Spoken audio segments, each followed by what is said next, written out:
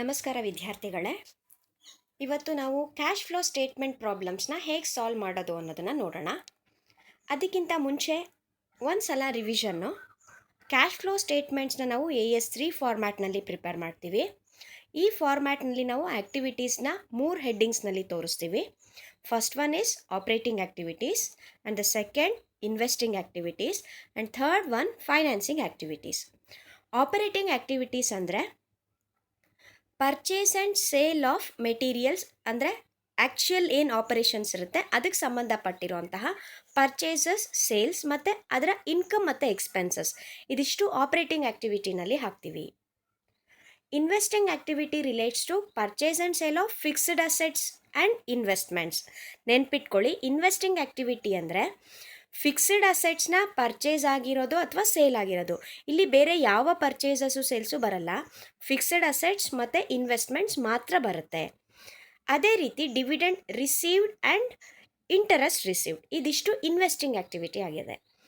Financing activity ಅಂದರೆ issue of shares debentures and repayment of shares debentures, long term loan borrowed, long term loan ರೀಪೇಯ್ಡ್, dividend paid, interest paid, ಇದೆಲ್ಲನೂ financing activity ಆಗಿರುತ್ತೆ. So ಇದಿಷ್ಟನ್ನು revise ಮಾಡಿಕೊಂಡು ಇವಾಗ problem solve ಮಾಡೋದಕ್ಕೆ ಕೆಲವು steps ಇದೆ. ಏನೇನು ಅಂತ ನೋಡೋಣ.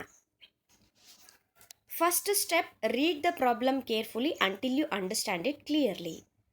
ಪ್ರಾಬ್ಲಮ್ ನಿಮ್ಗೆ ಅರ್ಥ ಆಗಿರಲಿಲ್ಲ ಅಂತ ಹೇಳಿದ್ರೆ ನೀವು ಮಾಡೋವಾಗ ತುಂಬ ಮಿಸ್ಟೇಕ್ಸ್ ಆಗುತ್ತೆ. ಹೀಗಾಗಿ ಪ್ರಾಬ್ಲಮ್ನ ಒಂದಲ್ಲ 2 ಸಲ ಚೆನ್ನಾಗಿ ಓದ್ಕೊಳ್ಳಿ. Step 2, identify inflows and outflows separately for each activity. For example operating activity, investing activity, financing activity. ಇವಾಗ ನೀವು ಪ್ರಾಬ್ಲಮ್ ಓದ್ತಾ ಇದ್ದಂಗೆ ನಿಮಗೆ ಗೊತ್ತಾಗ್ತಾ ಹೋಗುತ್ತೆ, ಇದು ಆಪ್ರೇಟಿಂಗ್ ಆ್ಯಕ್ಟಿವಿಟಿ, ಇದು ಇನ್ಫ್ಲೋ, ಇದು ಔಟ್ಫ್ಲೋ ಅಂತ. ಸೊ ಆದರೆ ನಿಮಗೆ ಈಸಿ ಆಗಬೇಕು ಅಂತ ಹೇಳಿದ್ರೆ ನಿಮಗೆ ಪೆನ್ಸಿಲಲ್ಲೋ ಅಥವಾ ಪೆನ್ನಲ್ಲಿ ಒಂದು ಸೈಡ್ನಲ್ಲಿ O+, O-, I+, I-, ಈ ಥರ ಮಾರ್ಕ್ ಮಾಡ್ಕೊಳ್ತಾ ಹೋಗಿ. O+ ಅಂತ ಹೇಳಿದ್ರೆ ಆಪ್ರೇಟಿಂಗ್ ಆ್ಯಕ್ಟಿವಿಟಿ ಇನ್ಫ್ಲೋ, ಇನ್ಫ್ಲೋ ಎಲ್ಲ ಆ್ಯಡ್ ಮಾಡೋದ್ರಿಂದ ಪ್ಲಸ್ ಸೈನ್ ಹಾಕಿದ್ದೀನಿ. ಔಟ್ಫ್ಲೋ ಎಲ್ಲ ಮೈನಸ್ ಮಾಡಬೇಕಾಗುತ್ತೆ, ಅದಕ್ಕೆ ಅಲ್ಲಿ ಮೈನಸ್ ಸೈನ್ ಇದೆ. ಅದೇ ರೀತಿ ಇನ್ವೆಸ್ಟಿಂಗ್ ಆ್ಯಕ್ಟಿವಿಟಿ ಆದರೆ ಇನ್ಫ್ಲೋ ಆಗಿದ್ದರೆ ಪಾಸಿಟಿವು ಮತ್ತು ಔಟ್ಫ್ಲೋ ಆದರೆ ನೆಗೆಟಿವ್, I+, I-. ಹಾಗೆಯೇ ಫೈನಾನ್ಸಿಂಗ್ ಆ್ಯಕ್ಟಿವಿಟಿನಲ್ಲಿ F+, F-, ಈ ಥರ ಮಾರ್ಕ್ ಮಾಡ್ಕೋತೀರಾ. ಇದಾದಮೇಲೆ ಅಡ್ಜಸ್ಟ್ಮೆಂಟ್ ನೋಡಿ. ಅಡ್ಜಸ್ಟ್ಮೆಂಟ್ನಲ್ಲಿ ಸೇಲ್ ಅಥವಾ purchase of fixed assets with depreciation ಇದ್ದರೆ ಆವಾಗ ನೀವೇನು ಮಾಡಬೇಕಾಗತ್ತೆ, ಫಿಕ್ಸ್ಡ್ ಅಸೆಟ್ಸ್ ಅಕೌಂಟ್ನ ಓಪನ್ ಮಾಡಬೇಕಾಗತ್ತೆ. ಸುಮ್ಮನೆ ಬ್ಯಾಲೆನ್ಸ್ ಶೀಟ್ನಲ್ಲಿ ಅಸೆಟ್ ವ್ಯಾಲ್ಯೂ ಅಂದರೆ ಫಿಕ್ಸ್ಡ್ ಅಸೆಟ್ ವ್ಯಾಲ್ಯೂ ಇನ್ಕ್ರೀಸ್ ಆಗಿದ್ದು ಅಡ್ಜಸ್ಟ್ಮೆಂಟಲ್ಲಿ ಇದು ಇನ್ಕ್ರೀಸ್ ಆಗಿರೋದು ಪರ್ಚೇಸ್ ಅಂತ ಕೊಟ್ಟಿದ್ರೆ, ಅಥವಾ ಡಿಕ್ರೀಸ್ ಆಗಿರೋದು ಸೇಲ್ ಅಂತ ಅಷ್ಟೇ ಕೊಟ್ಟಿದ್ರೆ ನಾವು ಫಿಕ್ಸ್ಡ್ ಅಸೆಟ್ಸ್ ಅಕೌಂಟ್ ಮಾಡೋ ಅವಶ್ಯಕತೆ ಇರಲ್ಲ. ಆದರೆ ಯಾವಾಗ ಪರ್ಚೇಸ್ ಅಥವಾ ಸೇಲ್ ಆಗಿರೋದ್ರ ಜೊತೆ ಡಿಪ್ರಿಸಿಯೇಷನ್ನು ಇರುತ್ತೆ ಆವಾಗ ನಾವು ಫಿಕ್ಸ್ಡ್ ಅಸೆಟ್ಸ್ ಅಕೌಂಟ್ನ ಕಂಪಲ್ಸರಿ ಮಾಡ್ಕೊಳ್ಬೇಕಾಗತ್ತೆ. ನಿಮಗೆ ಗೊತ್ತಿದೆ, ಫಿಕ್ಸ್ಡ್ ಅಸೆಟ್ಸ್ ಅಕೌಂಟ್ ಅಂತ ಹೇಳಿದ್ರೆ all asset shows debit balance. ಹಾಗಾಗಿ ಫಿಕ್ಸ್ಡ್ ಅಸೆಟ್ಸ್ ಅಕೌಂಟ್ನಲ್ಲಿ ಫಸ್ಟಿಗೆ ಓಪನಿಂಗ್ ಬ್ಯಾಲೆನ್ಸ್ ಡೆಬಿಟ್ ಸೈಡ್ನಲ್ಲಿ ಬರುತ್ತೆ, ಮತ್ತು ಡೆಬಿಟ್ ಸೈಡ್ನಲ್ಲಿ ಏನಾದರೂ ಫಿಕ್ಸ್ಡ್ ಅಸೆಟ್ಸ್ ಪರ್ಚೇಸ್ ಆಗಿದ್ದರೆ ಅದು ಬಂದಿರುತ್ತೆ. ಕ್ರೆಡಿಟ್ ಸೈಡ್ನಲ್ಲಿ ಡಿಪ್ರಿಸಿಯೇಷನ್, ಕ್ಲೋಸಿಂಗ್ ಬ್ಯಾಲೆನ್ಸ್ ಮತ್ತು ಸೇಲ್ ಆಫ್ ಫಿಕ್ಸ್ಡ್ ಅಸೆಟ್ಸ್ ಏನಾದರೂ ಇದ್ದರೆ ಅದು ಕ್ರೆಡಿಟ್ ಸೈಡ್ನಲ್ಲಿ ಬರುತ್ತೆ. ಸೊ ಈ ರೀತಿ ಅಕಸ್ಮಾತ್ ಏನಾದರೂ ಕ್ಲೋಸಿಂಗ್ ಬ್ಯಾಲೆನ್ಸ್ ಕೊಟ್ಟಿದ್ದರೆ ನೀವು ಕ್ಲೋಸಿಂಗ್ ಬ್ಯಾಲೆನ್ಸ್ ಹಾಕಿದಾಗ ಯಾವುದಾದ್ರೂ ಬ್ಯಾಲೆನ್ಸಿಂಗ್ ಫಿಗರ್ ಏನು ಬರುತ್ತೋ ಅದು ಐದರ್ ಪರ್ಚೇಸ್ ಆರ್ ಸೇಲ್ ಆಗಿರುತ್ತೆ. ನೆಕ್ಸ್ಟು ಇನ್ನೇನಾದರೂ ವರ್ಕಿಂಗ್ ನೋಟ್ಸ್, ಫಾರ್ ಎಕ್ಸಾಂಪಲ್ ಇವಾಗ ಡಿವಿಡೆಂಡ್ ಕ್ಯಾಲ್ಕುಲೇಷನ್ ಇರ್ಬೋದು ಅಥವಾ ಇಂಟ್ರೆಸ್ಟ್ ಆನ್ ಇನ್ವೆಸ್ಟ್ಮೆಂಟು, ಈ ಥರದ್ದೇನಾದರೂ ವರ್ಕಿಂಗ್ ನೋಟ್ಸ್ ಇದ್ದರೆ ಅದನ್ನ ಮಾಡ್ಕೊಳ್ಳಿ. ಫಾರ್ ಎಕ್ಸಾಂಪಲ್ ಇವಾಗ ನಿಮಗೆ 15% ಪ್ರಿಫರೆನ್ಸ್ ಶೇರ್ ಕ್ಯಾಪಿಟಲ್ ಅಂತ ಇರುತ್ತೆ ಪ್ರಾಬ್ಲಮ್ನಲ್ಲಿ. ಅಡ್ಜಸ್ಟ್ಮೆಂಟಲ್ಲಿ preference shares, dividend on preference shares were declared ಅಥವಾ ಗಿವನ್ ಅಂತ ಇದೆ. ಆಗ ಶೇರ್ ಕ್ಯಾಪಿಟಲ್ ಮೇಲೆ 15% ನೀವೇನು ಕ್ಯಾಲ್ಕುಲೇಟ್ ಮಾಡಬೇಕಲ್ವಾ, ಆ ವರ್ಕಿಂಗು ಈ ಥರ ಸಿಂಪಲ್ ವರ್ಕಿಂಗ್. ಹಂಗೆ 10% ಡಿಬೆಂಚರ್ ಇಂಟರೆಸ್ಟ್ ಅಂತ ಇರುತ್ತೆ, ಡಿಬೆಂಚರ್ ಮೇಲೆ 10% ಇಂಟ್ರೆಸ್ಟ್ ಕ್ಯಾಲ್ಕುಲೇಟ್ ಮಾಡಿರ್ತೀರ. ಇಂಥ ಸಿಂಪಲ್ ವರ್ಕಿಂಗ್ ಎಲ್ಲನೂ ರೆಡಿ ಮಾಡಿಕೊಂಡು ಇಟ್ಕೊಳ್ಳಿ. ಸೊ ಫಸ್ಟು ಪ್ರಾಬ್ಲಮ್ ಓದ್ತೀರಾ, ಅದಾದಮೇಲೆ operating O+, O-, I+, I-, F+, F-, ಈ ಥರ ಐಡೆಂಟಿಫೈ ಮಾಡ್ಕೋತೀರಾ. ಆಮೇಲೆ ಲೆಡ್ಜರ್ ಅಕೌಂಟ್ ಪ್ರಿಪೇರ್ ಮಾಡೋದಿದ್ರೆ ಪ್ರಿಪೇರ್ ಮಾಡ್ಕೋಬೇಕು. ಅದಾದಮೇಲಿಂದ ವರ್ಕಿಂಗ್ ನೋಟ್ಸ್ ಎಲ್ಲ ಮಾಡ್ಕೋತೀರಾ. ಸೊ ಇದಿಷ್ಟು ಪ್ರಿಲಿಮಿನರಿ ಸ್ಟೆಪ್ಸ್, ಇದಿಷ್ಟು ಪ್ರಿಪ್ರೇಷನ್ ಅಂತ ಅಂದ್ಕೊಳ್ಳಿ. ನೆಕ್ಸ್ಟ್ ಇವಾಗ ಕ್ಯಾಶ್ ಫ್ಲೋ ಸ್ಟೇಟ್ಮೆಂಟ್ ಮಾಡಬೇಕು ಅಂದರೆ ಯಾವ ಫಾರ್ಮ್ಯಾಟ್ನಲ್ಲಿ ಮಾಡಬೇಕು? We must prepare cash flow statement according to AS3 only. ಹಳೇದು ಗೈಡ್ಲೈನ್ಸ್ ಏನಿದೆ ಅಂದರೆ ಹಳೇದು ಫಾರ್ಮ್ಯಾಟ್ ಏನಿದೆ ಅದು ಇವಾಗ outdated. On the basis of 2013 companies act guidelines AS3 ಪ್ರಕಾರನೇ ನಾವು ಕ್ಯಾಶ್ ಫ್ಲೋ ಸ್ಟೇಟ್ಮೆಂಟ್ ಮಾಡಬೇಕಾಗತ್ತೆ. ಇವಾಗ ಕ್ಯಾಶ್ ಫ್ಲೋ ಸ್ಟೇಟ್ಮೆಂಟ್ ಮಾಡಬೇಕು ಅಂದ ತಕ್ಷಣ ಡೈರೆಕ್ಟ್ ಮೆಥಡ್ ಮಾಡಬೇಕಾ ಇಂಡೈರೆಕ್ಟ್ ಮೆಥಡ್ ಮಾಡಬೇಕಾ ಅಂತ ಒಂದು ಕ್ವೆಶನ್. ಯಾವಾಗ ಪ್ರಾಬ್ಲಮ್ನಲ್ಲಿ ನಮಗೆ cash received from debtors, cash paid to creditors ಮತ್ತು ಕ್ಯಾಶ್ ಸೇಲ್ಸ್, ಕ್ಯಾಶ್ ಪರ್ಚೇಸಸ್ ಈ ರೀತಿಯಾದ ಇನ್ಫಾರ್ಮೇಷನ್ಸ್ ಇರುತ್ತೋ ಆವಾಗ ನಾವೇನು ಮಾಡ್ತೀವಿ, ಡೈರೆಕ್ಟ್ ಮೆಥಡ್ ಮಾಡ್ತೀವಿ. ಈ ಇನ್ಫಾರ್ಮೇಷನ್ ಯಾವುದು ಇರಲಿಲ್ಲ ಅಂದರೆ ಇಂಡೈರೆಕ್ಟ್ ಮೆಥಡ್ನ ಫಾಲೋ ಮಾಡ್ತೀವಿ. ಡೈರೆಕ್ಟ್ ಮೆಥಡ್ ಮಾಡಬೇಕು ಅಂದರೆ ನಮಗೆ compulsory cash received from debtors, cash paid to creditors ಈ ಆಸ್ಪೆಕ್ಟ್ಸ್ ಇರಲೇಬೇಕಾಗತ್ತೆ. ಇಂಡೈರೆಕ್ಟ್ ಮೆಥಡ್ ಮಾಡ್ತೀವಿ ಅಂತ ಹೇಳಿದ್ರೆ ಪ್ರಾಫಿಟ್ ತಗೊಂಡು ನಾನ್ ಆಪ್ರೇಟಿಂಗ್ ಎಕ್ಸ್ಪೆನ್ಸಸ್ನ ಆ್ಯಡ್ ಮಾಡಿ ವರ್ಕಿಂಗ್ ಕ್ಯಾಪಿಟಲ್ ಚೇಂಜಸ್ಗೆ ಅಡ್ಜಸ್ಟ್ ಮಾಡ್ತೀರಾ. ಸೊ ಇವಾಗ ಒಂದು ಪ್ರಾಬ್ಲಮ್ ನೋಡೋಣ. ಇಲ್ಲಿ ಕ್ಯಾಶ್ ಅಕೌಂಟ್ ಇದೆ. ಕ್ಯಾಶ್ ಅಕೌಂಟಲ್ಲಿ ರೆಸೀಟ್ಸ್ ಒಂದು ಕಡೆ, ಪೇಮೆಂಟ್ಸ್ ಒಂದು ಕಡೆ ಇರೋದ್ರಿಂದ ನಿಮಗೆ ಈಸಿಯಾಗಿ ಇನ್ಫ್ಲೋ ಔಟ್ಫ್ಲೋ ಗೊತ್ತಾಗೋಗುತ್ತೆ. ರೆಸೀಟ್ಸ್ ಎಲ್ಲ ಇನ್ಫ್ಲೋ ಆಗಿರುತ್ತೆ ಅಂದರೆ ಪ್ಲಸ್ ಮಾಡ್ತೀರಾ, ಪೇಮೆಂಟ್ಸ್ ಎಲ್ಲ ಔಟ್ಫ್ಲೋ ಆಗಿರುತ್ತೆ ಮೈನಸ್ ಮಾಡ್ತೀರಾ. ನೀವು ಇದರಲ್ಲಿ ಏನು ಮಾಡ್ತೀರಾ ಅಂದರೆ ಇವಾಗ ಯಾವುದು ಆಪ್ರೇಟಿಂಗ್ ಆ್ಯಕ್ಟಿವಿಟಿ, ಯಾವುದು ಇನ್ವೆಸ್ಟಿಂಗ್ ಆ್ಯಕ್ಟಿವಿಟಿ, ಯಾವುದು ಫೈನಾನ್ಸಿಂಗ್ ಆ್ಯಕ್ಟಿವಿಟಿ ಅಂತ ನೀಟಾಗಿ ಮಾರ್ಕ್ ಮಾಡ್ಕೊಳ್ತೀರಾ. ಈಗ ನೆಕ್ಸ್ಟ್ ಸ್ಲೈಡ್ನಲ್ಲಿ ನಾನು ತೋರಿಸಿದ್ದೀನಿ ನೋಡಿ. ಪ್ರಾಬ್ಲಮ್ ಓದಿದ್ಮೇಲೆ ನೀವೇನು ಮಾಡ್ತೀರಾ, ಎಲ್ಲದನ್ನು ಮಾರ್ಕ್ ಮಾಡ್ಕೊಳ್ತೀರಾ. ಈ ಪ್ರಾಬ್ಲಮಲ್ಲಿ ಯಾವುದೇ ರೀತಿ ಅಡ್ಜಸ್ಟ್ಮೆಂಟ್ ಇಲ್ಲದೆ ಇರೋದ್ರಿಂದ ಲೆಡ್ಜರ್ ಅಕೌಂಟು ಮತ್ತು ವರ್ಕಿಂಗ್ ನೋಟ್ಸು ಏನೂ ಇಲ್ಲ, ಡೈರೆಕ್ಟಾಗಿ ನೀವು ಪ್ರಾಬ್ಲಮ್ನ ಸ್ಟಾರ್ಟ್ ಮಾಡ್ತೀರಾ. ಇವಾಗ ಇಲ್ಲಿ ರೆಸೀಟ್ ಸೈಡಿಗೆ ಬರೋಣ. ಫಸ್ಟು ರೆಸೀಟ್ ಸೈಡ್ನಲ್ಲಿ ಓಪನಿಂಗ್ ಬ್ಯಾಲೆನ್ಸ್ ಏನಿದೆ ಅದನ್ನು at the end of the problem ನೀವು ಆಪ್ರೇಟಿಂಗ್, ಇನ್ವೆಸ್ಟಿಂಗ್, ಫೈನಾನ್ಸಿಂಗ್ ಎಲ್ಲ ಕಂಡಿದ್ದು ಕ್ಯಾಶ್ ಫ್ಲೋ ಸಿಕ್ಕಿದ ಮೇಲೆ, ನೆಟ್ ಕ್ಯಾಶ್ ಫ್ಲೋ ಸಿಕ್ಕಿದ ಮೇಲೆ ನೀವು ಈ ಓಪನಿಂಗ್ ಬ್ಯಾಲೆನ್ಸ್ ಮತ್ತು ಲಾಸ್ಟಲ್ಲಿರೋ ಕ್ಲೋಸಿಂಗ್ ಬ್ಯಾಲೆನ್ಸ್ ನಿಮಗೆ ಬೇಕಾಗತ್ತೆ. Issue of equity shares, issue ಅಂತ ಹೇಳಿದ್ರೆ ನಮಗೆ ಕ್ಯಾಶ್ ಇನ್ಫ್ಲೋ ಆಗಿರೋದ್ರಿಂದ ಮತ್ತು issue of equity shares financing activity ಆಗಿರೋದ್ರಿಂದ F+ ಅಂತ ಮಾರ್ಕ್ ಮಾಡಿದೆ. ನಿಮಗೆ ಲೆಫ್ಟ್ ಸೈಡ್ನಲ್ಲಿ ಟೇಬಲ್ ಒಂದು ಕಡೆ ಇದೆ, ಟೇಬಲಲ್ಲಿ F+, F- ಈ ಥರ ಐಡೆಂಟಿಫೈ ಮಾಡಿ ಮಾರ್ಕ್ ಮಾಡಿದೆ. ಲೆಫ್ಟ್ ಸೈಡ್ನಲ್ಲಿ ನಿಮಗೆ ಬರೆದಿದ್ದೀನಿ ಆಪ್ರೇಟಿಂಗ್ ಆ್ಯಕ್ಟಿವಿಟಿ ಅಂದರೆ ಯಾವುದ್ಯಾವುದೆಲ್ಲ ಈ ಟೇಬಲ್ನಲ್ಲಿರೋದು ಆಪ್ರೇಟಿಂಗ್ ಆ್ಯಕ್ಟಿವಿಟಿ, ಇನ್ವೆಸ್ಟಿಂಗ್ ಯಾವ್ದ್ಯಾವುದು, ಫೈನಾನ್ಸಿಂಗ್ ಯಾವ್ದ್ಯಾವುದು ಅಂತ ನಾನು ಬರೆದಿದ್ದೀನಿ. ನೀವು ಇದೇ ಥರ ಕಂಪಲ್ಸರಿ ಬರ್ಕೊಳ್ಬೇಕು ಅಂತ ಇಲ್ಲ, ಅಟ್ಲೀಸ್ಟ್ ಟೇಬಲಲ್ಲಿ ಮಾರ್ಕ್ ಮಾಡ್ಕೊಂಡಿದ್ರೆ ನಿಮಗೆ ಪ್ರಾಬ್ಲಮ್ ಮಾಡುವಾಗ ಈಸಿ ಆಗುತ್ತೆ. ನೆಕ್ಸ್ಟ್ ಇವಾಗ ರೆಸೀಟ್ಸ್ ಫ್ರಮ್ ಕಸ್ಟಮರ್ಸ್ ಅಂತ ಇದೆ. ಸೊ ಯಾವಾಗ ನೀವು ರೆಸೀಟ್ಸ್ ಫ್ರಮ್ ಕಸ್ಟಮರ್ಸ್ ಅನ್ನೋದನ್ನ ನೋಡ್ತಿರೋ ತಕ್ಷಣ ನಿಮಗೆ ಗೊತ್ತಾಗುತ್ತೆ ನಾವು ಮಾಡಬೇಕಾಗಿರೋದು ಡೈರೆಕ್ಟ್ ಮೆಥಡ್. ಮತ್ತು ರೆಸೀಟ್ಸ್ ಫ್ರಮ್ ಕಸ್ಟಮರ್ಸ್ ಅನ್ನೋದು ಆಪ್ರೇಟಿಂಗ್ ಆ್ಯಕ್ಟಿವಿಟಿ ಇನ್ಫ್ಲೋ ಆಗಿರೋದ್ರಿಂದ positive, therefore O+. Sale of fixed assets ಅನ್ನೋದು ಇನ್ವೆಸ್ಟಿಂಗ್ ಆ್ಯಕ್ಟಿವಿಟಿ, ಸೇಲ್ ಆಗಿದ್ದರೆ ನಮಗೆ ಕ್ಯಾಶ್ ಇನ್ಫ್ಲೋ ಆಗಿರೋದ್ರಿಂದ ಪಾಸಿಟಿವ್ ಆಗುತ್ತೆ. ನೆಕ್ಸ್ಟ್ ಪೇಮೆಂಟ್ ಸೈಡ್ನಲ್ಲಿ ಬನ್ನಿ. Payment to suppliers operating activity outflow ಆಗಿರೋದ್ರಿಂದ O-. Purchase of fixed assets, ಯಾವಾಗ ನಾವು ಫಿಕ್ಸ್ಡ್ ಅಸೆಟ್ನ ಪರ್ಚೇಸ್ ಮಾಡ್ತೀವೋ though asset comes in but cash goes out, cash ಹೊರಗಡೆ ಹೋಗೋದ್ರಿಂದ ಇದು ಇನ್ವೆಸ್ಟಿಂಗ್ ಆ್ಯಕ್ಟಿವಿಟಿ ಔಟ್ಫ್ಲೋ ಆಗಿದೆ, I- ಅಂತ ಹಾಕ್ತೀರಾ.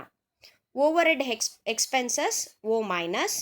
ವೇಜಸ್ ಆ್ಯಂಡ್ ಸ್ಯಾಲರೀಸ್ ಆಪ್ರೇಟಿಂಗ್ ಆಗಿರುತ್ತೆ ಹಾಗಾಗಿ O-. ಟ್ಯಾಕ್ಸೇಷನ್ O-, ಅಂದರೆ ಆಪ್ರೇಟಿಂಗ್ ಆ್ಯಕ್ಟಿವಿಟಿ ಔಟ್ಫ್ಲೋ. ಡಿವಿಡೆಂಡ್ ಅಂತ ಇದೆ, ಪೇಮೆಂಟ್ ಸೈಡಲ್ಲಿ ಡಿವಿಡೆಂಡ್ ಇರೋದ್ರಿಂದ ಇದು ಡಿವಿಡೆಂಡ್ ಪೇಯ್ಡ್ ಅಂತ ಅಂಡರ್ಸ್ಟುಡ್. ಡಿವಿಡೆಂಡ್ ಪೇಯ್ಡ್ ಅನ್ನೋದು ಫೈನಾನ್ಸಿಂಗ್ ಆ್ಯಕ್ಟಿವಿಟಿ ಆಗಿದೆ, ಔಟ್ಫ್ಲೋ ಆಗಿರೋದ್ರಿಂದ F- ಅಂತ ಹಾಕಿದ್ದೀನಿ. ಅಕಸ್ಮಾತ್ ಏನಾದರೂ ಡಿವಿಡೆಂಡ್ ಅನ್ನೋದು ರೆಸೀಟ್ ಸೈಡ್ನಲ್ಲಿ ಇತ್ತು ಅಂತ ಅಸ್ಯೂಮ್ ಮಾಡ್ಕೊಳ್ಳಿ, ಅವಾಗ ಏನಾಗ್ತಾ ಇತ್ತು, ಅದು ಡಿವಿಡೆಂಡ್ ರಿಸೀವ್ಡ್ ಆಗ್ತಾ ಇತ್ತು. ಡಿವಿಡೆಂಡ್ ರಿಸೀವ್ಡ್ ಅನ್ನೋದು ಇನ್ವೆಸ್ಟಿಂಗ್ ಆ್ಯಕ್ಟಿವಿಟಿ ಆಗ್ತಾ ಇತ್ತು. Next repayment of bank loan financing activity outflow. So ಈ ರೀತಿ ಎಲ್ಲ ಮಾರ್ಕ್ ಮಾಡ್ಕೊಂಡಿದ್ದೀರಾ. ಇವಾಗ ನೋಡಿ ಆಪ್ರೇಟಿಂಗ್ ಆ್ಯಕ್ಟಿವಿಟಿ ಯಾವುದ್ಯಾವುದೆಲ್ಲ ಇದೆ, ರೆಸೀಟ್ಸ್ ಫ್ರಮ್ ಕಸ್ಟಮರ್ಸ್ ಅದು ಇನ್ಫ್ಲೋ. ನೆಕ್ಸ್ಟು ಈ ರೆಡ್ಡಲ್ಲಿರೋದೆಲ್ಲ outflow, payment to suppliers, overhead expenses, wages and salaries, taxation ಇದಿಷ್ಟೂ ಔಟ್ಫ್ಲೋ. ನೆಕ್ಸ್ಟ್ ಇನ್ವೆಸ್ಟಿಂಗ್ ಆ್ಯಕ್ಟಿವಿಟಿ ಬಂದರೆ 2 ಇನ್ವೆಸ್ಟಿಂಗ್ ಆ್ಯಕ್ಟಿವಿಟಿ ಇದೆ, ಒಂದು ಸೇಲ್ ಆಫ್ ಫಿಕ್ಸ್ಡ್ ಅಸೆಟ್ಸ್, ಇನ್ನೊಂದು purchase of fixed assets. Next financing activity ಬಂದಾಗ issue of equity shares ಮತ್ತು repayment of bank loan, dividend paid. Next ಈಗ problem start ಮಾಡೋಣ. Format ಪ್ರಕಾರ direct method, cash flow statement ಅಂತ ಬರೀತೀರಾ. ಯಾವುದಾದ್ರೂ ಇಯರ್ ಪ್ರಾಬ್ಲಮ್ನಲ್ಲಿ ಮೆನ್ಷನ್ ಮಾಡಿದರೆ ಆ ಇಯರ್ ಬರೀತೀರಾ as per AS3. First is cash flow from operating activity. Cash received from customers ಅಥವಾ ಡೆಟಾರ್ಸ್. ಇಲ್ಲಿ ನೋಡಿ 14 lakh ಇದೆ ಕ್ಯಾಶ್ ಅಕೌಂಟಲ್ಲಿ. ಡೆಬಿಟ್ ಸೈಡ್ನಲ್ಲಿ ಥರ್ಡ್ ಐಟಮ್ 14 lakh. ಸೊ ಆ 14 lakh ಬರೀತೀರಾ. Next cash paid to suppliers, ಆಮೇಲಿಂದ expenses, wages and salaries, income tax paid, ಅದೆಲ್ಲನೂ ನಿಮಗೆ ಪೇಮೆಂಟ್ ಸೈಡ್ನಲ್ಲಿ O ಮೈನಸ್ ಅಂತ ಮಾರ್ಕ್ ಮಾಡಿದ್ದೀವಿ. ಅದಿಷ್ಟನ್ನು ಬರ್ಕೊಳ್ತೀರಾ. ಈಗ 1,40,000 ಇಂದ ಇದಿಷ್ಟನ್ನು ಆ್ಯಡ್ ಮಾಡಿದ್ರೆ 12,75,000 ಬಂದಿದೆ. ಅದನ್ನ ಮೈನಸ್ ಮಾಡ್ತೀರಾ. 1,40,000 ಇದೆಲ್ಲ ರೆಸಿಟ್ಸು. ಪೇಮೆಂಟ್ಸ್ ಎಲ್ಲ ಎಷ್ಟಾಗಿದೆ? 12,75,000 ಆಗಿದೆ. 14 lakh minus 12,75,000 is equal to 1,25,000. So ನಿಮಗೆ net cash flow from operating activities 1,25,000 ಆಗಿದೆ. ಈಗ next cash flow from operating activity ಆದಮೇಲೆ cash flow from investing activity ಮಾಡಬೇಕು. ಈಗ ಈ ಏನು 1,25,000 ಇಲ್ಲಿ ಬಂದಿದೆ ಅದನ್ನ ನಾನು ನೆಕ್ಸ್ಟ್ ಸ್ಲೈಡ್ಗೆ ರೆಫರೆನ್ಸ್ಗೆ ಅಂತ ಮಾರ್ಕ್ ಮಾಡ್ಕೋತಾ ಇದ್ದೀನಿ. ನೀವೇನು ಮತ್ತೆ 2 ಸಲ ಬರೆಯೋಷ್ಟಿಲ್ಲ. ನನ್ನ ಸ್ಲೈಡ್ ಅದು ಬೇರೆ ಆಗುತ್ತಲ್ಲ ಅಂತ ಇಲ್ಲಿ 1,25,000 ಮತ್ತೆ ಬರ್ಕೊಂಡಿದ್ದೀನಿ. ನಮಗೆ net cash flow from operating activity ಬಂದಿರೋದು 1,25,000. ಇದು ಪಾಸಿಟಿವ್ ಫಿಗರ್ ಆಗಿದೆ. Next cash flow from investing activity. Sale of fixed assets 50,000. Purchase of fixed assets ಅದು ಮೈನಸ್ ಆಗಿದೆ, ಅದು 1 lakh. ಸೊ -1 lakh ಪ್ಲಸ್ 50,000 ಇರೋದ್ರಿಂದ ನೆಟ್ ಕ್ಯಾಶ್ ಯೂಸ್ಡ್ ಇನ್ ಇನ್ವೆಸ್ಟಿಂಗ್ ಆ್ಯಕ್ಟಿವಿಟಿ -50,000 ಆಗಿರುತ್ತೆ. Positive ಆಗಿದ್ರೆ ಏನು ಬರಿತಾ ಇದ್ವಿ? Net cash from investing activity ಅಂತ ಬರಿತಾ ಇದ್ವಿ. ಈಗ ನೆಗೆಟಿವ್ ಆಗಿರೋದ್ರಿಂದ ನೆಟ್ ಕ್ಯಾಶ್ ಯೂಸ್ಡ್ ಇನ್ ಇನ್ವೆಸ್ಟಿಂಗ್ ಆ್ಯಕ್ಟಿವಿಟಿ -50,000. ಒಂಚೂರು ಗಮನಿಸಿ, ಫೈನಲ್ ಕಾಲಮ್ನಲ್ಲಿ ಅಂದರೆ ಏನು ಟೋಟಲ್ ಕಾಲಮ್ ಸೆಕೆಂಡ್ ಕಾಲಮ್ ಇದೆ ಅದರಲ್ಲಿ ಬರೀ ನಾವು ಆಪ್ರೇಟಿಂಗ್ ಆ್ಯಕ್ಟಿವಿಟಿ, ಇನ್ವೆಸ್ಟಿಂಗ್ ಆ್ಯಕ್ಟಿವಿಟಿ ಮತ್ತು ಫೈನಾನ್ಸಿಂಗ್ ಆ್ಯಕ್ಟಿವಿಟಿ ಇದರಲ್ಲಿ ಫೈನಲ್ ಅಮೌಂಟ್ ಮಾತ್ರ ಬರ್ಕೊಳ್ಬೇಕು. ಬೇರೆ ಎಲ್ಲ ವರ್ಕಿಂಗೂ ಇನ್ನರ್ ಕಾಲಮ್ನಲ್ಲೇ ಮಾಡ್ಕೋಬೇಕು. Next heading cash flow from financing activity. Cash flow from financing ಆ್ಯಕ್ಟಿವಿಟಿನಲ್ಲಿ ಇಶ್ಯೂ ಆಫ್ ಈಕ್ವಿಟಿ ಶೇರ್ಸ್ 1,50,000 ಇದೆ. ಬ್ಯಾಂಕ್ ಲೋನ್ ರೀಪೇಯ್ಡ್ 1,50,000, ಅದು -1,50,000 ಆಗುತ್ತೆ. Dividend paid -25,000. ಸೊ ಇವಾಗ ಇದಿಷ್ಟನ್ನು ನಾವು positive figure negative figure adjust ಮಾಡಿದ್ರೆ ನಮಗೆ -25,000 net cash used in financing activity ಅಂತ ಸಿಕ್ಕಿದೆ. ಈಗ ಗಮನಿಸಿ, cash flow from operating activity positive figure, investing activity negative figure, financing ಆ್ಯಕ್ಟಿವಿಟಿನೂ negative figure. 1,25,000 -50,000 -25,000. So we get 50,000 as increase in cash and cash equivalent. ಇದು 3 ಆ್ಯಕ್ಟಿವಿಟಿನ adjust ಮಾಡಿದಾಗ ನಮಗೇನು amount ಬರುತ್ತಲ್ವ ಅದು positive figure ಆಗಿದ್ರೆ increase in cash and cash equivalent ಅಂತ ಹೇಳ್ತೀವಿ. ಅಕಸ್ಮಾತ್ ಈ 50,000 ಅನ್ನೋದು ನೆಗೆಟಿವ್ ಆಗಿದ್ರೆ ಅವಾಗ ಕ್ಯಾಶಲ್ಲಿ ಇನ್ಕ್ರೀಸ್ ಆಗಿಲ್ಲ, ಕ್ಯಾಶಲ್ಲಿ ಏನಾಗೋಗಿದೆ? ಡಿಕ್ರೀಸ್ ಆಗಿದೆ. ಸೊ ಅವಾಗೇನು ಹೇಳ್ತಾ ಇದ್ವಿ? Net decrease in cash and cash equivalent ಅಂತ ಹೇಳ್ತಾ ಇದ್ವಿ. ಸೊ ಇವಾಗ 50,000 ಇದೆಯಲ್ಲ, ಇದಕ್ಕೆ ಬಿಗಿನಿಂಗ್ನಲ್ಲಿ ಅಂದರೆ ಓಪನಿಂಗ್ ಬ್ಯಾಲೆನ್ಸ್, ಕ್ಯಾಶ್ದು ಓಪನಿಂಗ್ ಬ್ಯಾಲೆನ್ಸ್ನ ಹಾಕ್ತೀರಾ. ಇಲ್ಲಿ ಆ್ಯಡ್ ಲೆಸ್ ಅಂತ ಏನು ನಾವು ಯೂಸ್ ಮಾಡಲ್ಲ. ಯಾಕೆ ಅಂದರೆ ಅಕಸ್ಮಾತ್ 50,000 ಅನ್ನೋದು ಮೈನಸ್ ಫಿಗರ್ ಆದರೆ ನೀವು ಲೆಸ್ ಮಾಡಬೇಕಾಗುತ್ತೆ, ಇಲ್ಲಾಂದರೆ ಆ್ಯಡ್ ಮಾಡ್ತೀರಾ. 50,000ಗೆ 25,000 ಆ್ಯಡ್ ಮಾಡಿದ್ರೆ 75,000 ಬಂತು. ನೀವು ಇಲ್ಲಿ ಪ್ರಾಬ್ಲಮ್ನಲ್ಲಿ ಗಮನಿಸಿದ್ರೆ ಕ್ಲೋಸಿಂಗ್ ಬ್ಯಾಲೆನ್ಸ್ ಆಫ್ ಕ್ಯಾಶ್ 75,000 ಇದೆ. ಲಾಸ್ಟ್ ಲೈನಲ್ಲಿ ಪೇಮೆಂಟ್ ಸೈಡ್ನಲ್ಲಿ ನೋಡಿ ಬ್ಯಾಲೆನ್ಸ್ ಕ್ಯಾರಿಡ್ ಡೌನ್ 75,000. ಸೊ ನಾವು ಮಾಡಿರೋ ಪ್ರಾಬ್ಲಮು ಕರೆಕ್ಟಾಗಿ ಇದೆ. ಸೊ ಇದು ಈ ರೀತಿ ನಾವು ಪ್ರಾಬ್ಲಮ್ನ ಸಾಲ್ವ್ ಮಾಡ್ತೀವಿ. ಇದು ಯಾವಾಗ ಅಂದರೆ ಕ್ಯಾಶ್ ಅಕೌಂಟ್ ಕೊಟ್ಟಿದ್ದಾರೆ, ನಾವು ಡೈರೆಕ್ಟ್ ಮೆಥಡಲ್ಲಿ ಮಾಡಿದ್ವಿ. ನೆಕ್ಸ್ಟ್ ಇವಾಗ ಇನ್ನೊಂದು ಪ್ರಾಬ್ಲಮ್ ತಗೊಳ್ಳೋಣ, ಇಂಡೈರೆಕ್ಟ್ ಮೆಥಡ್ನಲ್ಲಿ ಯಾವ ರೀತಿ ಮಾಡೋದು ಅಂತ. ಪ್ರಾಬ್ಲಮ್ನ ಫಸ್ಟ್ ಕೇರ್ಫುಲ್ ಆಗಿ ಓದ್ಕೊಳ್ಳಿ. ಇಲ್ಲಿ ಪರ್ಟಿಕ್ಯುಲರ್ಸ್ ಕೊಟ್ಬಿಟ್ಟು 2014-2015 ಅಂತ 2 ಪೀರಿಯಡ್ದು ಅಮೌಂಟ್ ಕೊಟ್ಟಿದ್ದಾರೆ. ಅದಲ್ಲದೆ ಕೆಲವು ಅಡ್ಜಸ್ಟ್ಮೆಂಟ್ಸ್ ಇದೆ. ಈಗ ಪ್ರಾಬ್ಲಮ್ ಓದ್ತಾ ಹೋಗ್ತೀರಾ ನಿಮಗೆ ಗೊತ್ತಾಗುತ್ತೆ. ಶೇರ್ ಕ್ಯಾಪಿಟಲ್ 1,40,000 1,48,000 ಅಂತ ಇದೆ. ಸೊ 8,000 ಏನಾಗಿದೆ, ಇಶ್ಯೂ ಆಫ್ ಶೇರ್ಸ್ ಆಗಿದೆ ಅಂತ ಅಲ್ಲಿ ಮಾರ್ಕ್ ಮಾಡ್ಕೋತೀರಾ, issue of shares. Next P&L account. P&L account ಅಮೌಂಟ್ನ ನಾವು ಇಂಡೈರೆಕ್ಟ್ ಮೆಥಡ್ನಲ್ಲಿ ಮಾಡ್ತೀವಲ್ವ, ಹಾಗಾಗಿ P&L ಅಕೌಂಟ್ ಡಿಫ್ರೆನ್ಸ್ ಅಮೌಂಟ್ನ ನಾವು ಆಪ್ರೇಟಿಂಗ್ ಆಕ್ಟಿವಿಟಿನಲ್ಲಿ ತಗೊಳ್ತೀವಿ. ನೆಕ್ಸ್ಟ್ ಡಿಬೆಂಚರ್ ನೋಡಿ 24,000 ಇದೆ, 12,000 ಆಗಿದೆ. ಡಿಬೆಂಚರ್ ಡಿಕ್ರೀಸ್ ಆಗಿದೆ. ನಿಮಗೆ ಇಲ್ಲಿ ಅಡ್ಜಸ್ಟ್ಮೆಂಟ್ನಲ್ಲಿ 4th ಅಡ್ಜಸ್ಟ್ಮೆಂಟ್ ಕೊಟ್ಟಿದ್ದಾರೆ, ಡಿಬೆಂಚರ್ಸ್ ಪೇಯ್ಡ್ ಆಫ್ 12,000. ಸೊ ಇಲ್ಲಿ 12,000 ಏನು ಡಿಕ್ರೀಸ್ ಆಗಿದೆ ಅದು ಡಿಬೆಂಚರ್ಸ್ನ ನಾವು ಪೇ ಮಾಡಿರೋದು. ಅಕಸ್ಮಾತ್ ಈ 4th ಅಡ್ಜಸ್ಟ್ಮೆಂಟ್ ಇರಲಿಲ್ಲ ಅಂದ್ರೂ it is understood that debenture decrease ಆದರೆ ಪೇಮೆಂಟು ಡಿಬೆಂಚರ್ಸ್ದು, ಡಿಬೆಂಚರ್ ಇನ್ಕ್ರೀಸ್ ಆಗಿದ್ರೆ ಇಶ್ಯೂ ಅಂತ. ಅದೇ ಥರ ಶೇರ್ ಕ್ಯಾಪಿಟಲ್ಲು ಅಷ್ಟೇ. ಶೇರ್ ಕ್ಯಾಪಿಟಲ್ ಬಗ್ಗೆ ಇಲ್ಲೇನು ಹೇಳೇ ಇಲ್ಲ, ಆದರೆ ನಾವೇನಂತ ಕನ್ಸಿಡರ್ ಮಾಡಿದ್ವಿ, ಅದನ್ನ ಇಶ್ಯೂ ಅಂತ ಕನ್ಸಿಡರ್ ಮಾಡಿದ್ವಿ. ಶೇರ್ ಕ್ಯಾಪಿಟಲಲ್ಲಿ ಇನ್ಕ್ರೀಸ್ ಆಗಿದ್ರೆ ಇಶ್ಯೂ, ಡಿಕ್ರೀಸ್ ಆಗಿದ್ರೆ ರಿಡಮ್ಷನ್ ಅಂತ ಕನ್ಸಿಡರ್ ಮಾಡ್ತೀವಿ. ಯಾವಾಗ ಅಂದರೆ ಪ್ರಾಬ್ಲಮ್ನಲ್ಲಿ ಅದ್ರ ಬಗ್ಗೆ ಏನು ಮೆನ್ಷನ್ ಮಾಡಿರಲಿಲ್ಲ ಅಂದರೆ. ನೆಕ್ಸ್ಟ್ ಕ್ರೆಡಿಟಾರ್ಸು ಇನ್ಕ್ರೀಸ್ ಆಗಿದೆ, 2720 ಇರೋದು 23,680 ಆಗಿದೆ. ಲ್ಯಾಂಡ್ನಲ್ಲಿ ಇನ್ಕ್ರೀಸ್ ಆಗಿದೆ. ಗುಡ್ವಿಲ್ ಕಡಿಮೆ ಆಗಿದೆ. ಗುಡ್ವಿಲ್ಲು ರಿಟರ್ನ್ ಆಫ್ ಆಗಿದೆ, ಅಂದರೆ 10,000 ಅಷ್ಟು ರಿಟರ್ನ್ ಆಫ್. ಅದು ಕೂಡ ನಮಗೆ 3rd ಅಡ್ಜಸ್ಟ್ಮೆಂಟಲ್ಲಿದೆ ನೋಡಿ, ಗುಡ್ವಿಲ್ ರಿಟರ್ನ್ ಆಫ್ 10,000 ಅಂತ. ಅದೇ ಥರ ಲ್ಯಾಂಡ್ ಪರ್ಚೇಸ್ ಆಗಿದೆ ಅಂತ ಹೇಳಿದ್ನಲ್ಲ, 40,000 ಇರೋದು 60,000, 20,000 ಪರ್ಚೇಸ್, ಅದು 2nd ಅಡ್ಜಸ್ಟ್ಮೆಂಟಲ್ಲಿದೆ, ಲ್ಯಾಂಡ್ ವಾಸ್ ಪರ್ಚೇಸ್ಡ್ ಫಾರ್ 20,000 ಅಂತ. ನೆಕ್ಸ್ಟು ಸ್ಟಾಕ್ ಡಿಕ್ರೀಸ್ ಆಗಿದೆ, ಡೆಟಾರ್ಸ್ ಇನ್ಕ್ರೀಸ್ ಆಗಿದೆ. ಈ ಕ್ಯಾಶ್ದು ಓಪನಿಂಗ್ ಮತ್ತು ಕ್ಲೋಸಿಂಗ್ ಬ್ಯಾಲೆನ್ಸು ಕೊಟ್ಟಿದ್ದಾರೆ. ಈಗ ನಾವು ಯಾವ ಮೆಥಡ್ನ ಫಾಲೋ ಮಾಡಬೇಕು ಅಂತ ಫಸ್ಟ್ ಪ್ರಾಬ್ಲಮ್ನ ಓದ್ಕೋತೀರಾ, ಇಲ್ಲಿ ಈ ಥರ ಚೇಂಜ್ ಆಗಿದೆ ಅನ್ನೋದನ್ನು ನೋಟಿಸ್ ಮಾಡ್ತೀರಾ. ಈಗ ಯಾವ ಮೆಥಡ್ ಮಾಡೋದು ಅಂತ ಕ್ವೆಶನ್. ನಮಗೆ ಪ್ರಾಬ್ಲಮಲ್ಲಿ cash received from customers, cash paid to creditors ಅನ್ನೋ ಇನ್ಫಾರ್ಮೇಷನ್ ಎಲ್ಲೂ ಇಲ್ಲ. ಇದಿದ್ದರೆ ಮಾತ್ರ ನಾವು ಡೈರೆಕ್ಟ್ ಮೆಥಡ್ ಮಾಡೋಕ್ಕಾಗೋದು. ಇದಿಲ್ಲ ಅಂದ ತಕ್ಷಣ we have to follow indirect method. So ನಾವಿವಾಗ ಏನು ಮಾಡ್ತಾ ಇದ್ದೀವಿ, ಇಂಡೈರೆಕ್ಟ್ ಮೆಥಡ್ ತೊಗೊಂಡ್ಬಿಟ್ಟು ಪ್ರಾಫಿಟ್ಗೆ ನಾನ್ ಆಪರೇಟಿಂಗ್ ಎಕ್ಸ್ಪೆನ್ಸಸ್ನ ಆ್ಯಡ್ ಮಾಡ್ತೀವಿ. ಈಗ ಈ ಪ್ರಾಬ್ಲಮ್ನಲ್ಲಿ ನಾನ್ ಆಪರೇಟಿಂಗ್ ಎಕ್ಸ್ಪೆನ್ಸಸ್ ನಿಮಗೆ ಗುಡ್ವಿಲ್ ಇದೆ ನೋಡಿ, ಗುಡ್ವಿಲ್ ನಾನ್ ಆಪರೇಟಿಂಗ್ ಎಕ್ಸ್ಪೆನ್ಸ್ ಆಗುತ್ತೆ. ಈಗ ನೆಕ್ಸ್ಟ್ ಇನ್ನೊಂದು ನಾವು ಮಾಡಬೇಕಾಗಿರೋದು ಅಂತ ಹೇಳಿದ್ರೆ, ಯಾವ್ಯಾವ ಆ್ಯಕ್ಟಿವಿಟಿ, ಯಾವ್ಯಾವ ಟ್ರಾನ್ಸಾಕ್ಷನು ಯಾವ್ಯಾವ ಆ್ಯಕ್ಟಿವಿಟಿಗೆ ಸಂಬಂಧಪಟ್ಟಿದ್ದು ಅಂತ ಮಾರ್ಕ್ ಮಾಡ್ಕೊಳ್ತಾ ಹೋಗ್ತೀವಿ. ಶೇರ್ ಕ್ಯಾಪಿಟಲ್ 8,000 ಇಶ್ಯೂ, ಅದನ್ನು ಫೈನಾನ್ಸಿಂಗ್ ಆ್ಯಕ್ಟಿವಿಟಿ ಪ್ಲಸ್ ಆಗಿದೆ. ನೆಕ್ಸ್ಟು ಪ್ರಾಫಿಟ್ ಅಮೌಂಟ್ನಲ್ಲಿ ಡಿಫ್ರೆನ್ಸ್ ಎಷ್ಟು, 1,040. ಇದನ್ನು ನಾವು ಆಪ್ರೇಟಿಂಗ್ ಆ್ಯಕ್ಟಿವಿಟಿನಲ್ಲಿ ಸ್ಟಾರ್ಟಿಂಗೇ ತೊಗೊಳ್ಬೇಕಾಗತ್ತೆ. ಪ್ರಾಫಿಟ್ ಅಂತ ಹೇಳಿಬಿಟ್ಟು ಪ್ರಾಫಿಟ್ ಆಗಿರೋದ್ರಿಂದ ಅದು ಪಾಸಿಟಿವ್ ಆಗಿದೆ, ಲಾಸ್ ಆಗಿದ್ರೆ ಏನಾಗ್ತಾ ಇತ್ತು, ನೆಗೆಟಿವ್ ಮೈನಸ್ ಆಗ್ತಾ ಇತ್ತು. ನೆಕ್ಸ್ಟ್ ಡಿಬೆಂಚರ್ಸ್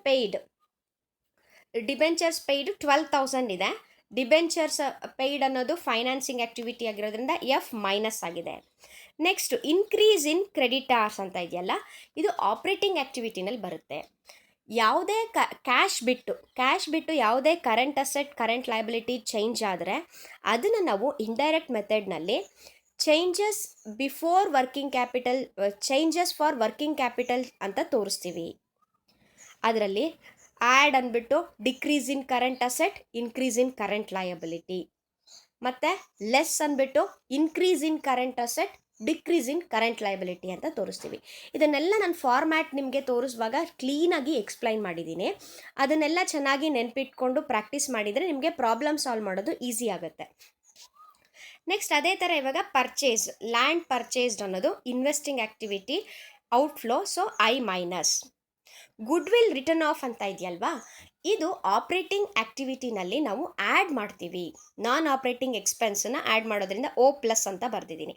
ಅದೇ ಥರ ಡಿಕ್ರೀಸ್ ಇನ್ ಸ್ಟಾಕ್ ಅನ್ನೋದು O+, ಇನ್ಕ್ರೀಸ್ ಇನ್ ಡೆಟಾರ್ಸ್ ಅನ್ನೋದು O-.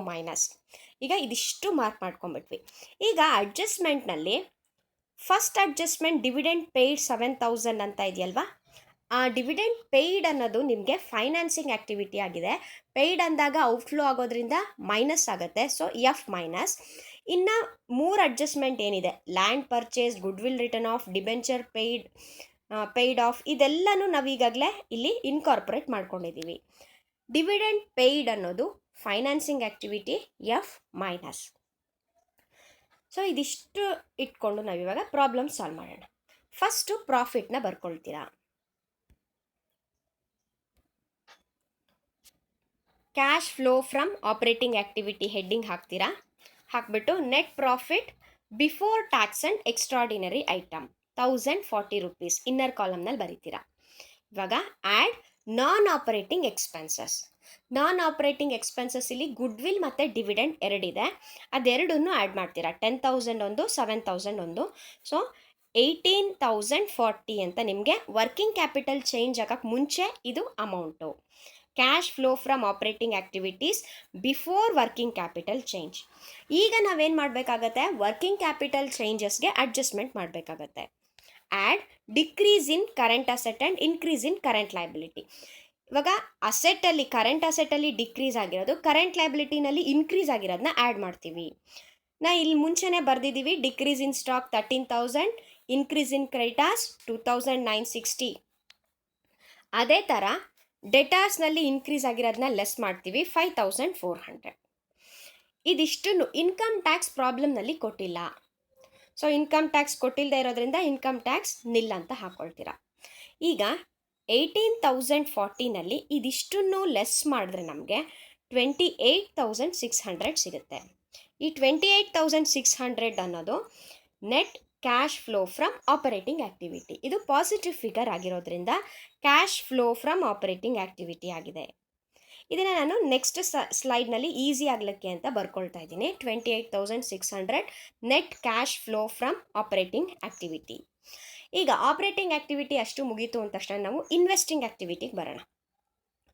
Cash flow from investing ಆ್ಯಕ್ಟಿವಿಟಿನಲ್ಲಿ ಒಂದೇ ಒಂದು ಐಟಮ್ ಇದ್ದಿತ್ತು. ಗಮನಿಸಿ, ಇಲ್ಲಿ ನಾವು ಮಾರ್ಕ್ ಮಾಡ್ಕೊಂಡಿದ್ದೀವಲ್ಲ, ಅಲ್ಲಿ ಐ ಪ್ಲಸ್ ಯಾವುದು ಇಲ್ಲವೇ ಇಲ್ಲ, ಐ ಮೈನಸ್ ಒಂದೇ ಒಂದಿದೆ. ಅದು ಪರ್ಚೇಸ್ ಎಷ್ಟಿದೆ, 20,000 ಇದೆ. ಸೊ ಇವಾಗ cash flow from investing activity purchase of land minus 20,000 ಅಂತ ಬರ್ಕೊಂಡ್ರಿ. ನೆಕ್ಸ್ಟ್ ಈಗ ಮೈನಸ್ ಇರೋದ್ರಿಂದ ಇದು ನಾವು ಬರೀವಾಗ ನೆಟ್ ಕ್ಯಾಶ್ ಯೂಸ್ಡ್ ಇನ್ ಇನ್ವೆಸ್ಟಿಂಗ್ ಆ್ಯಕ್ಟಿವಿಟಿ ಅಂತ -20,000 ಔಟರ್ ಕಾಲಮಲ್ಲಿ ಬರ್ತಿದ್ದೀವಿ. Next cash flow from financing activity. Cash flow from financing activity ಅಂದರೆ ಎಫ್ ಅಂತ ಇರೋ ಆ್ಯಕ್ಟಿವಿಟೀಸು. ಇಲ್ಲಿ ನೋಡಿ, ಎಫ್ ಒಂದು ಪಾಸಿಟಿವ್ ಇದೆ 8,000 ಇಶ್ಯೂ, ಇನ್ನೊಂದು ನೆಗೆಟಿವ್ ಇದೆ 12,000, ಅದು ಡಿಬೆಂಚರ್ಸ್ ಪೇಯ್ಡ್. ಸೊ 8,000ನ ಪ್ಲಸ್ ಮಾಡ್ತೀರಾ, 12,000ನ ಮೈನಸ್ ಮಾಡ್ತೀರಾ. ಇಲ್ಲಿ cash flow from financing activity 8,000 plus minus 12,000. ಅದಲ್ಲದೆ ಅಡ್ಜಸ್ಟ್ಮೆಂಟಲ್ಲಿ ಡಿವಿಡೆಂಡ್ ಪೇಯ್ಡ್ ಏನಿತ್ತು -7,000, ಅದು ಅಡ್ಜಸ್ಟ್ಮೆಂಟ್ನಲ್ಲಿ ಡಿವಿಡೆಂಡ್ ಪೇಯ್ಡ್ ಇದೆ. ಅದನ್ನು ನಾವು ಫೈನಾನ್ಸಿಂಗ್ ಆ್ಯಕ್ಟಿವಿಟಿ ಔಟ್ಫ್ಲೋ ಅಂತ ಮಾರ್ಕ್ ಮಾಡ್ಕೊಂಡಿದ್ದೀವಿ, ಅದನ್ನು ಹಾಕ್ತೀರಾ. ಸೊ ಇವಾಗ ಇದಿಷ್ಟು 8,000 -12,000 -7,000 ಮಾಡಿದಾಗ ನಮಗೆ -11,000 ಬಂದಿದೆ. -11,000 ಅಂತ ಇರೋದ್ರಿಂದ net cash used in financing activity ಅಂತ ಹೇಳ್ತೀವಿ.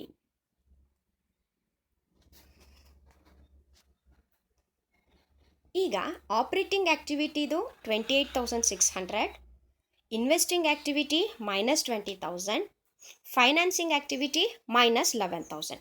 ಇದಿಷ್ಟನ್ನು ಅಡ್ಜಸ್ಟ್ ಮಾಡಿದಾಗ ನಮಗೆ ನೆಗೆಟಿವ್ ಫಿಗರ್ ಬಂದಿದೆ. ಸೊ ನೆಗೆಟಿವ್ ಫಿಗರ್ ಬಂದಿರೋದ್ರಿಂದ net decrease in cash and cash equivalent ಅಂತ ಹೇಳ್ತೀವಿ. ಪಾಸಿಟಿವ್ ಬಂದಿದ್ರೆ -2,400 ಬಂದಿದೆ. ಪಾಸಿಟಿವ್ ಬಂದಿದ್ರೆ increase in cash and cash equivalent ಆಗ್ತಾ ಇತ್ತು. But here we got -2,400, therefore it is net decrease in cash and cash equivalent. 18,000 ಬರ್ಕೊಳ್ತೀರಾ. ಇದೇನಿದು 18,000 ಓಪನಿಂಗ್ ಕ್ಯಾಶ್ ಬ್ಯಾಲೆನ್ಸ್. 18,000 -2,400 ಅಂದರೆ 15,600 ಕ್ಲೋಸಿಂಗ್ ಬ್ಯಾಲೆನ್ಸ್ ಆಗಿರುತ್ತೆ. Let us check whether it is 18,000 and 15,600. ನೋಡಿ, ಕ್ಯಾಶ್ನಲ್ಲಿ opening balance last but one ಕಾಲಮ್ನಲ್ಲಿದೆ ನೋಡಿ.